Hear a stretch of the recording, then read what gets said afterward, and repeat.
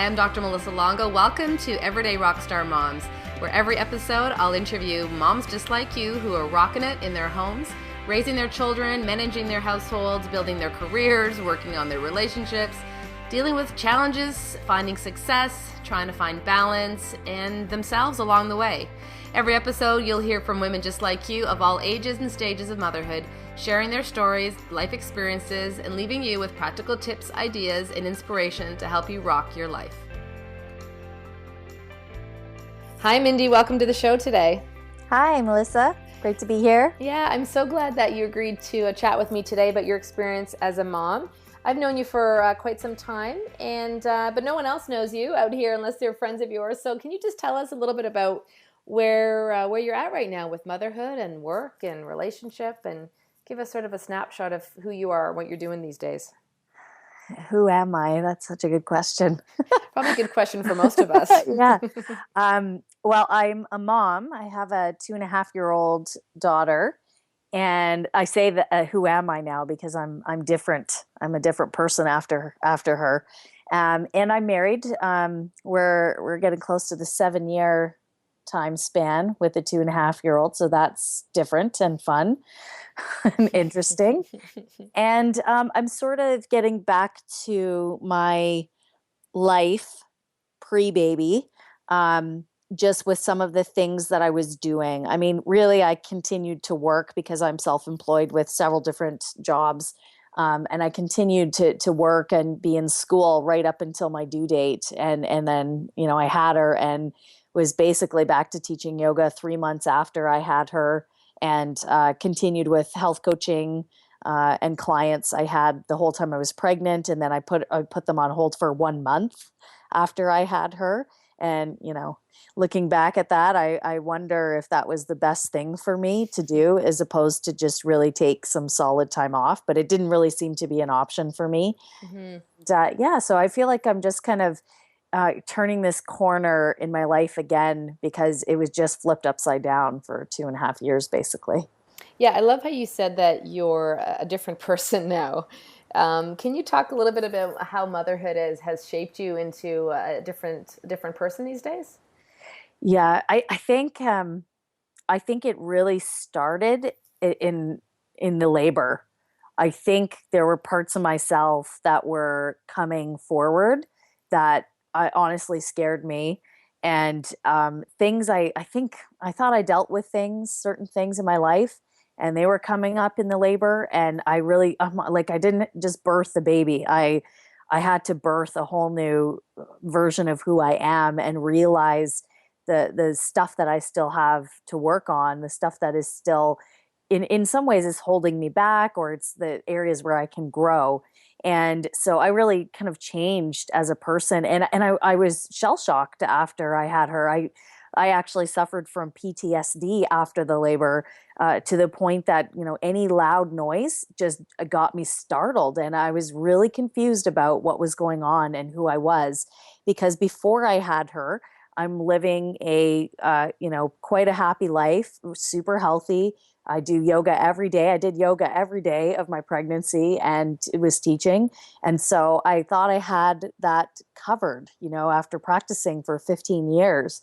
And it seemed that during the labor, I could not connect to it. I was in this primal state, and I just couldn't get back to any kind of version of yoga that I knew. And then, of course, after the baby, my body was different than nursing. And I nursed for over 2 years, Mm-hmm. which is great. That's a job. Yeah. That is a full-time job right there. Yeah. I read a lot of books, and I had spent so much time doing that. And I didn't realize that was going to take up so much time. And so I just realized that I've become a different person, and that's motherhood to me now. And my job as Mayla's mother is something I take very seriously. And in this world, when I see so much going on, I really wonder, what my husband and I need to do to make sure that she is ready for this life that we've given her. And that's a big responsibility. And I sometimes I do find it overwhelming. Mm-hmm. And My jobs, because I'm still teaching yoga and I'm still health coaching, those have stayed the same, but I'm definitely I feel like I'm able to connect to my people who come to my yoga classes and my health coaching clients that are moms now in a different way. Even my own mom, I see her in a different way now after going through it. That's I don't think that's unusual, but can we just circle back to, you talked about your labor. It sounds to me like Mayla's entry to the world was long or complicated. I had a complication at 4.5 months where honestly, it was just a physical complication. I was doing some yoga. I was at a workshop that weekend and I was assisting and practicing, and I pinched something in my back badly, like a nerve, which I've never really had that experience before. And so I was in a ton of pain and I really couldn't walk. And my husband was in Collingwood that weekend, actually, with the odds of that. And I just talking to a couple different moms, they all suggested I go to the hospital just because the baby could be in distress from what I was going through.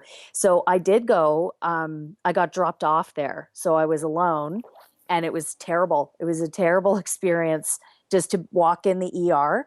And then just some of the logistics was just so strange. The triage nurse was yelling at me for being the day, however long pregnant I was. And I was like, what is happening? And he's like, because where I was in my pregnancy, I guess if it was the day after, they would have sent me right up to the pregnancy ward. But because I was a day before, I should have stayed in the ER. But he was yelling at me. And I was like, I don't understand. I'm in pain. I can't move. And my baby's maybe in distress. So I finally did get upstairs and then they couldn't find her heartbeat. And so I thought I lost the baby and I was laying there and the nurses were, I understand. I do understand the stress and the hours and all that, but they were they were yelling at me for crying and not staying still.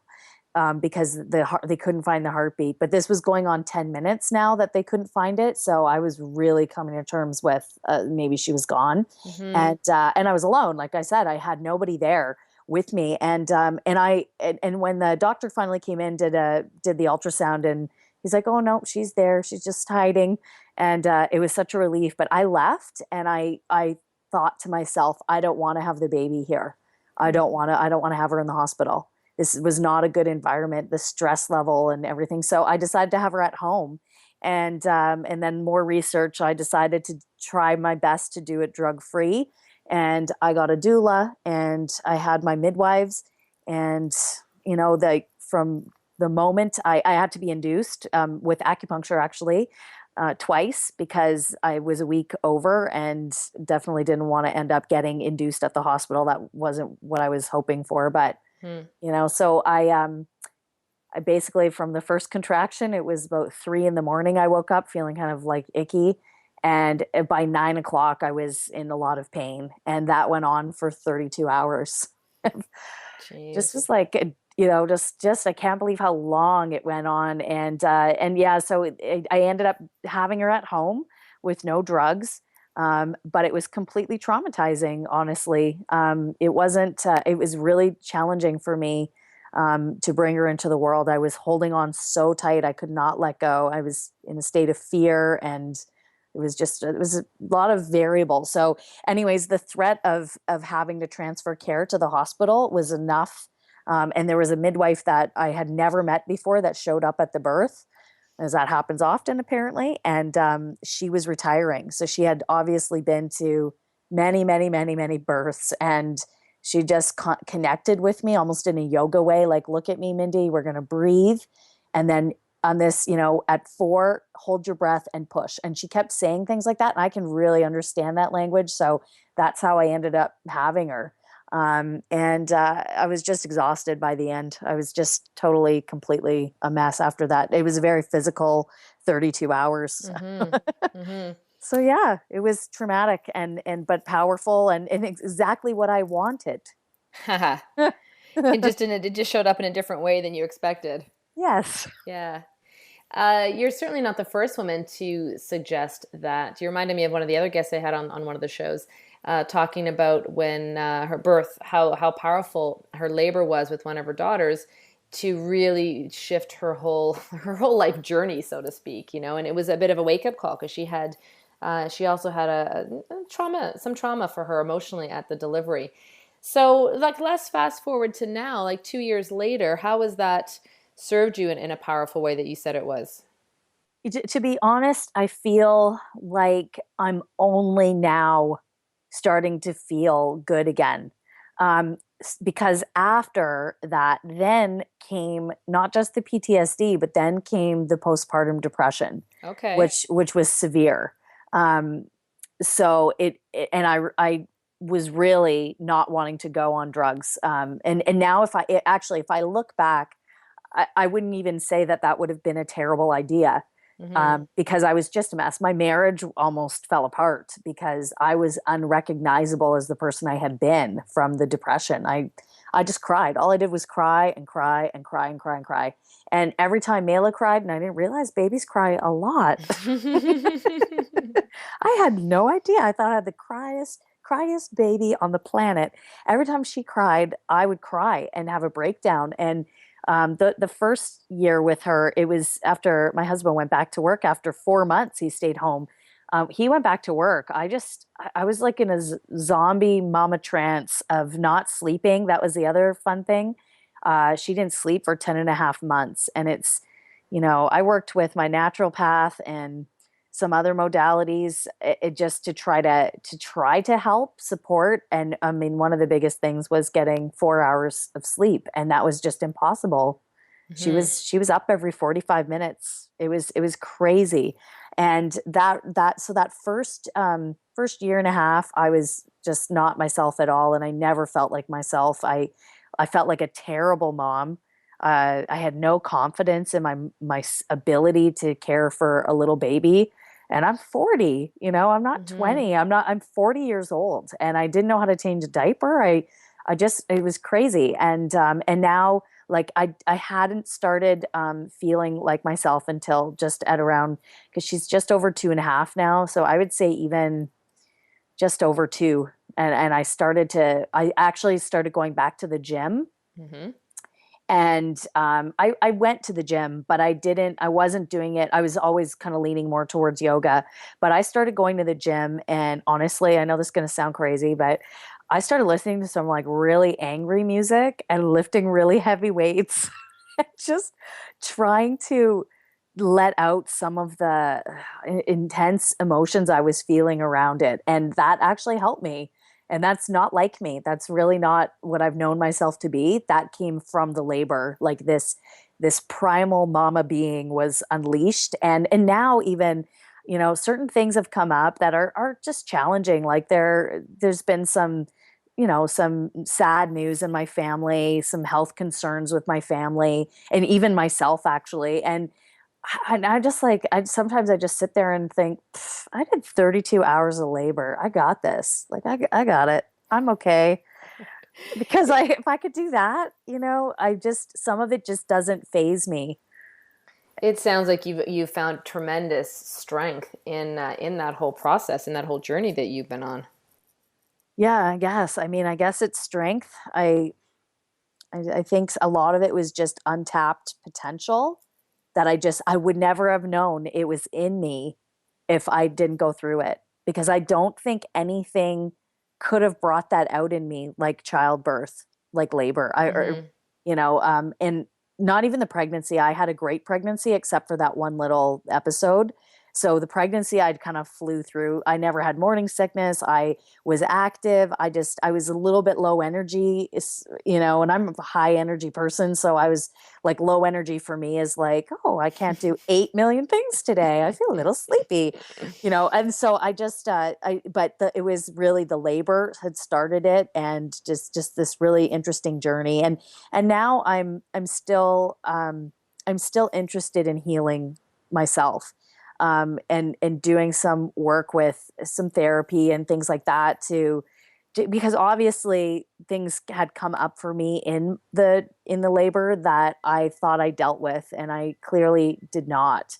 I think I just buried a lot of stuff, and I think sometimes it pulled it to the surface and let me know it was still there and it's waiting for me to when I'm ready. And now I'm feeling like I have the strength and I get sleep now. She's a great sleeper now, and that changed everything for me. I mean, that is just, sleep deprivation is just absolute torture. And I think nature sometimes, I'm like, why would Mother Nature create, or whatever you want to say, the universe create moms to have to go through such a crazy experience to have a child, and then once you have the baby, to not get any sleep? It's just really, it's interesting.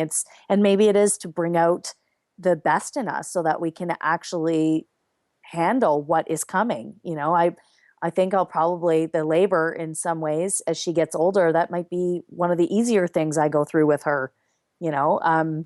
Yeah, perhaps it's that pregnancy prepares us for, labor, and labor prepares us for parenthood. Yeah. Yeah. Yeah. And it does. It changed every part of me. It changed just my friendships, my relationships, just my a big part of it too is like the change in my relationship with my own mom. I mean, I love my mom, and we get along, but they live in Thunder Bay where I'm from. And now I just have this different perspective of her having, she's me and my sister, she's had two, and I just have a different perspective of her. I can't see her in the same light anymore after going through it. So, No, I think there's always a difference, until you become a parent, you can't really relate to the kind of love or the ways that you'll plan your schedule around your children's needs or your social time. And everything absolutely changes when you become a mother. And I think it's unique to each of us, but I think it certainly gives us perspective about the decisions our own parents made on our behalf at different stages of our own life. oh, I know. Well, I called my mom recently. Well, maybe it was a little bit longer than it was, maybe about a year ago, when my 14-year-old son was going through some kind of hormonal changes, and he was definitely grumpy and moody and unreasonable. And I just like like a woman on PMS, right? Like he was so just like all over the map. And I called my mom and I said, I'm sorry for anything and everything I ever did during my teenage years, because now I understand, what it's like. I really appreciate your honesty in talking about postpartum depression. Can we just circle back to that a little tiny bit? Like, what was it, what do you wish that other women or people who were around you and trying to support you knew during that time? Because let's face it, a lot of women struggle with that. And I think it would be helpful for the rest of us to know how to support women who are going through that a little bit better. yeah, I think just recently I've seen that there was a young mom who just took her life, from postpartum depression. And from what I read about it, people were saying that was out of character for her. But you don't, it's a dark cloud. It is a dark cloud that it's a hormonal, just flurry of hormones in your body that just can wreak havoc on you. And I think what people need to understand, and what I was aware of and didn't think it would happen, of course, but mothers often in India do not get postpartum depression. And part of it is because they still live in large families there. So the women take turns with the baby so that the mom can sleep, so that the mom can heal. And if you look at the difference in our culture, and even, with me, I'm self-employed. I didn't have benefits. And so the clock was ticking, and I felt right, like I taught right to the day I had her. And then, like I said, I took 3 months off of teaching yoga. And within 3 months I was back teaching, but I'd taken like just a short period of time off to go back to my health coaching. So I went sort of back to work right away without sleeping and without having good nutrition, because I was just too exhausted to really make the kind of food I was used to eating. And that was totally different. And that I think we just need some time. We need time to understand how your life is just completely different with a baby. Like I remember feeling like thinking to myself, what did I do? Like, what did I do having her? Why would I go and do that? My life was good. I was happy. I was like traveling and doing things I love doing. And now all of a sudden, here's this little being staring up at me, relying on me fully, and I'm a mess. What did I do? And just questioning that.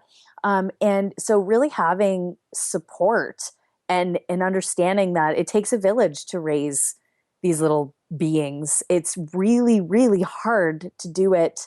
And I can't even imagine the single moms. I kudos, really, like I just, that takes a lot. It takes a lot out of people, I think, too. It can be exhausting. And for me, I just didn't take enough time off. And then I just didn't have a great support around me other than my husband. And that's not enough. It's not enough. It puts a tremendous strain on your relationship if he's, a partner suddenly has to be, the one who takes care of everyone's needs, right? The new baby, the woman, the household. And no doubt, you mentioned it was tough on your relationship, and I'm glad that you guys have come through that and moved forward from it. Yeah, it's been really hard. And now it's like it's getting more fun now where we're starting to just be able to go and take her to do different things as a family, and she's not crying the entire time, only part of the time. So, and so we're having fun with that now because that made it kind of tough. It was just we barely had any date nights after we had her. And a big thing too was my husband used to come to yoga all the time. And that was a big thing. He would come to my classes, and he was a big part of our yoga community here. And like then it just didn't make any sense for for us to get a babysitter.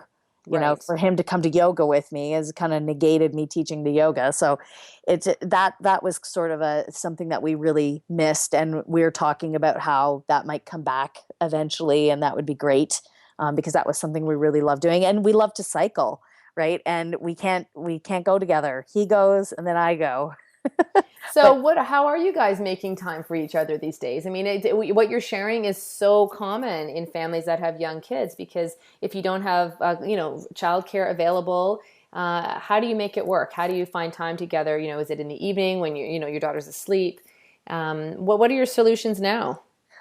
Well, you're right. Like we do not have any family here whatsoever.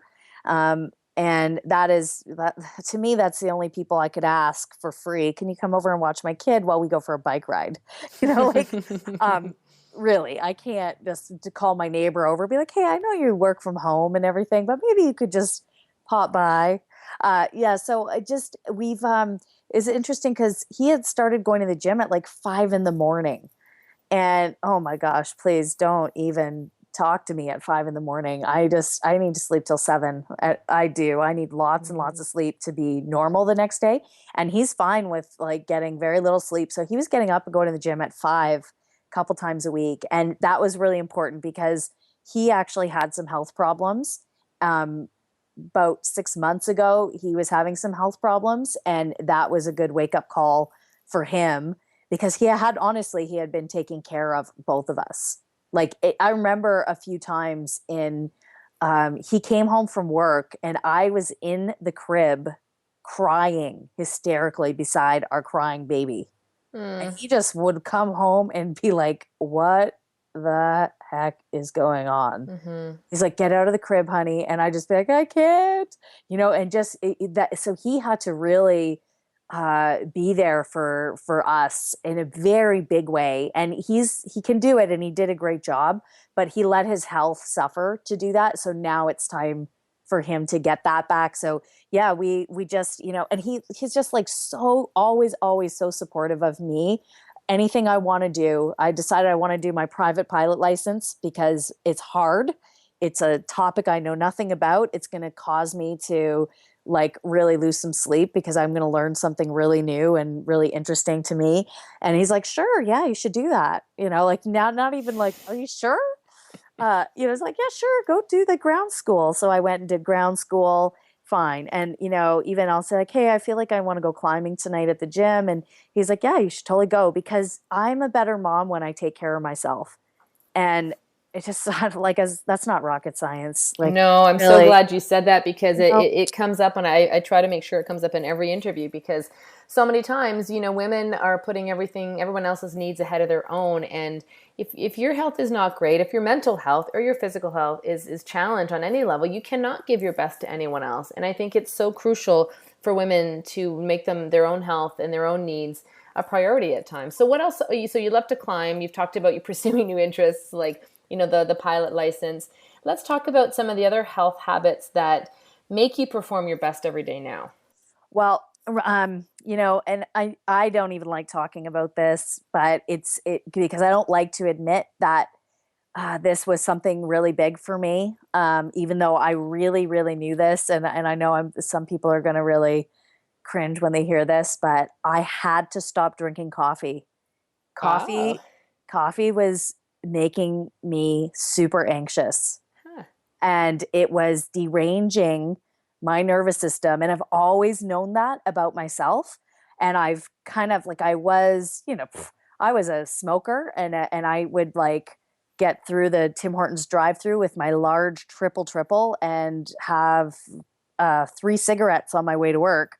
And that was how I used to wake up. And I was very, very sick. I was very unwell and very miserable.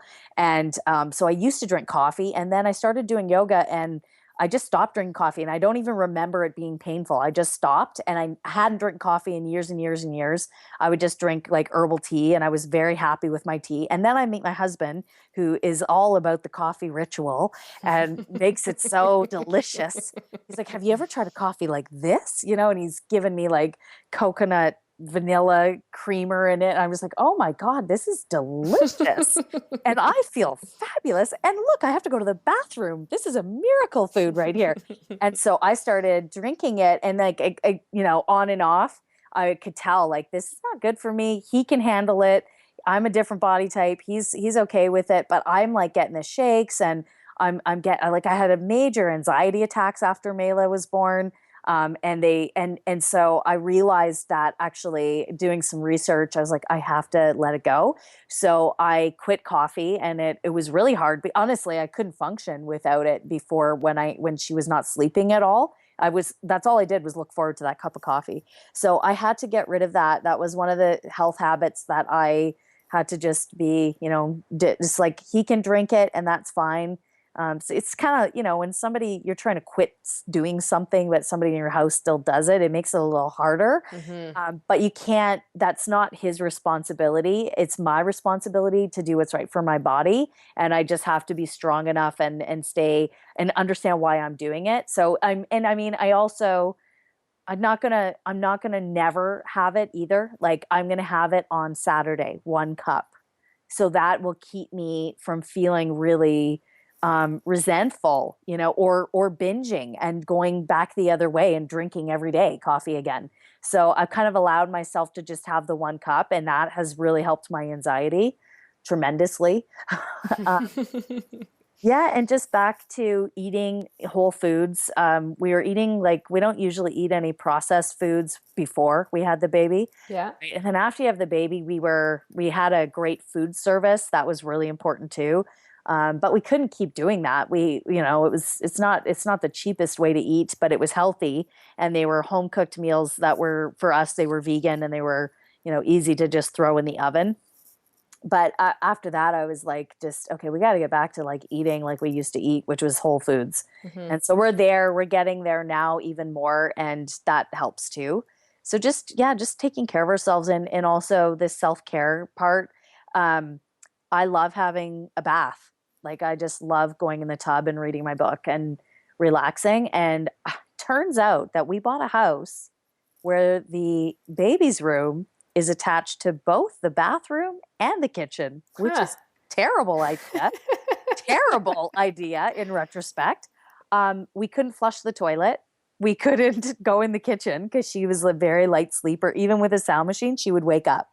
So people were like, okay, we can't flush the toilet. Okay, we have not actually still not been able to watch TV in our living room since she's been born because it wakes her up. because our house is just this, it's a pretty small house, and she's really sensitive.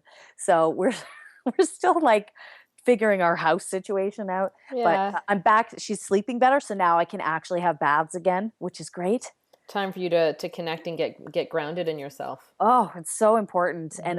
And of course, another aspect that Red really started to help me, but I was very hesitant because I'm someone who needs to educate before I just jump into things. But a friend of mine had recommended, essential oils, and I honestly didn't want to hear anything about it, because that's all people were talking about when I was in my health coaching training. And I was always like, okay, can we talk about nutrition and not essential oils? Okay, everybody's going essential oil crazy here. And it just took me like a long time to come around to, why are all these women that I respect and love and I know are rocking it, why are they all talking about essential oils, and why am I hesitating? And so actually Mayla was having some gas issues when she was born with her little tummy, and I had reached out to a girl I know and I said, do you have something that I can use on her? I don't know what else to give her. I'm at a loss as a mom here. And I said, and also I don't have time to research right now. I'm exhausted. So can you help me? Can you tell me these are okay? Can I use this on her? And she's like, you can. And I felt like that was probably one of the only times, when she was really small, that I actually for one moment felt empowered, because I just did not. And so I started incorporating them. And of course, all for her. I bought all the oils that would be for our daughter, and none for mummy, none at all for mummy, to take care of mummy. And then eventually I started doing a little more research, with the postpartum depression. And just a big one for me was having my own diffuser right beside my bed, that had some oils to support my anxiety and sleep, which was the highest every night. That's when I had the hardest time. So that's really helped me to get back to feeling well and healthy again. I love all this conversation today, Mindy, because it just shows that, that we're all on such a journey. And it sounds so cliche, but if you look at your life in the last 2 years, who you are now, based on everything you just shared with us, is so different than who you were before because of your experience with labor. But also you're finding yourself again, and you and your husband are finding new rhythms and patterns. And, we're all constantly evolving, aren't we? Absolutely. We're supposed to, Hmm. we're really supposed to, but I think it's in this having a kid, having a baby is, I said this to you earlier, is it's the greatest joy, but it's also the scariest thing I've ever done. And I've done some scary things, and I've lived through some scary things, but nothing to me is scarier than this, like this experience. But nothing could be more satisfying. So No, there's it's great both risk, extremes, yeah. yeah, So and when you great have those reward. moments, and you talked earlier at the beginning too about sometimes you and your husband feeling overwhelmed about raising your daughter, in the great big world these days, and what gets you settled again? Like, how do you find what gives you some relief in those moments of stress or feeling overwhelmed? Um, well, I've actually been reading this book called The Untethered Soul. And it's actually taught me a technique that is what I've been using recently. And it's helping me more than anything else I've learned, even through yoga. And it is yoga basically, but it's when we get a not when I don't want to say we, because this is me doing it, not so much my husband. He doesn't connect in the same way, so he has to have his own thing. But this is what I'm doing when I hear about some of the stuff that goes on in the world, that is just like, what if that happens to Mayla, or what if we lose her, or what if she gets sick? What happens to me is, before a full-blown anxiety attack, and I've learned how to take care of myself so that I don't go that far. But what I'm noticing is that when I'm thinking those thoughts, my heart is closing, and I'm actually contracting and tightening in my chest and my shoulders and my breathing. So whenever I feel that feeling of my heart tightening up, I'm making a point to soften and relax my shoulders and relax the space around my heart, and let that thought just pass through me instead of it actually embedding into my consciousness. Because if I give it too much attention and it embeds, it's under the surface. So whenever any little trigger, like I see, a friend of mine's kid, I just saw that he's got scarlet fever, and I'm just like, oh my God, what's scarlet fever? What if Mayla gets scarlet fever? And my brain would go through this whole downward spiral. And if I don't recognize that that's what's happening and just soften and let it pass through, all it takes is these little triggers. I see somebody else's kid and it will bring up all this fear and anxiety. So I've been using that technique, and it's been very, very powerful, I would say, because you know what? Nobody can tell me it's going to be okay. Nobody can tell me that. Nobody can guarantee me that it's going to be okay, because it's not in my control for it to be okay. So when another person is like, "Oh, don't worry about that. That's not going to happen to her." In my mind, I don't believe it, because I know that's not true, and I know it could happen. And so instead of telling somebody, "Oh, don't worry, that'll never happen to your kid," what can I say to other moms that is truthful and makes more sense and is more healing, as opposed to feeding into it? So like, honestly, just like, okay, let's just take a breath and try to relax, instead of like, because that's what my husband will do. Mm-hmm. He'll go through the whole, we don't have to worry about this, and that's never going to happen. And every time he does that, I'm like, no, I'm not buying that. That doesn't work for me. So I've been practicing that technique, and that seems to be something that has been very helpful. Yeah, I think that's a great practical tip that everyone can now start to consider. I mean, I often say in the practice, we can't control the things that happen to us. We can't control, if the snow is falling madly and we have to drive somewhere, you can't control what those roads are going to be like. You can control your own reaction to the whole situation, right? So there's so many things that are beyond. We can't control what other people do or say, but we can always control how that stress affects us. And because stress has to be recognized in our brains first, right? So what you're doing is taking that potential stressful experience, and before it even settles into you, you're rerouting where the thought's going, so that it doesn't stress your body physically and create some anxiety. Oh yeah, like I was having full out anxiety attacks, and that was not fun. And I didn't want Mayla to see that, right? I didn't want Mayla to see mommy doing that, and teaching her. At some point, like if that were to happen to her, I would feel more experienced to help her learn techniques that actually work and are helpful. But because even Marty was saying, my husband was saying, he's like, you got to be careful doing that in front of her. And I'm like, that just stressed me out even more. I'm like, I know I'm a terrible mom, and because I would actually have to run outside and just get air. And it was like not great. It was not a good experience. And so I'm using that, and I'm using oils, and I'm using exercise, like just that idea of self-care daily. I do something every day, whether it's just yoga or I go for a run, and I need something. I need to do something each day to just move the thoughts and the energy that could potentially get stuck and cause some serious problems. Mm-hmm. In the past. So I'm just really trying now to make sure, like, I don't want to miss bedtime. I love bedtime. She's like super sweet, and we sing her lullabies, and she gives us all these hugs and kisses. And it's been in that, like, those 5 minutes of putting her to sleep where we're having a group family hug. Like, that is my favorite part of the entire day. and I hate missing that part. And so that's important. But like the second she's in bed, Marty or myself, he's like, I'm going to the gym. I'm like, okay, cool. And he'll get back. I'm like, okay, I'm going for a run. And so then we take care of ourselves, when we're not with her. I just was going to ask you, you've shared so much of the challenges you've had. What brings you joy? And I obviously know one of those items is, that bedtime ritual. But what other things bring you the most joy these days? I think I've always loved to make food. I like cooking and making recipes and stuff like that. And I like eating healthy food. And so getting back to that a little bit has been awesome.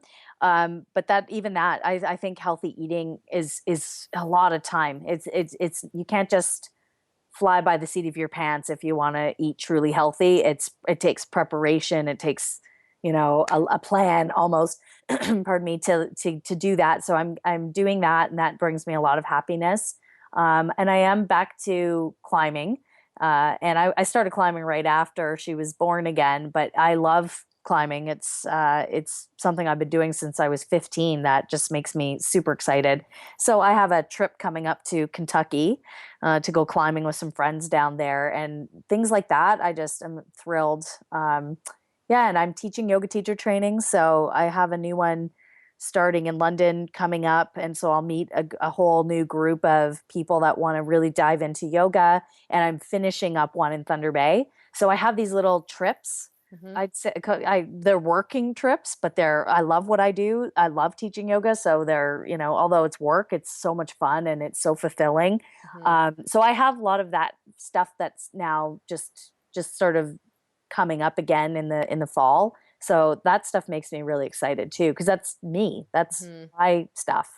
Yeah. And just savoring more of the simple moments with Mayla now, just like a simple kiss from her is just floors me, yeah, just in trying not to sweat the small stuff so much and trying to let some of the things that felt so big and so intense after I had her, trying to let those go so that we can find our rhythm here and just not get so stressed out. There's plenty of things to get stressed out about. So yeah, and we all have to find our way, and that's why I'm so grateful that you took the time today to share some of your story with us and our listeners, because no doubt there's other women that are going through or have gone through something similar, and it gives them comfort to feel that they weren't alone, in the struggles that maybe they've had with sleep or with postpartum depression or with trying to find themselves again after becoming a mom. That those are all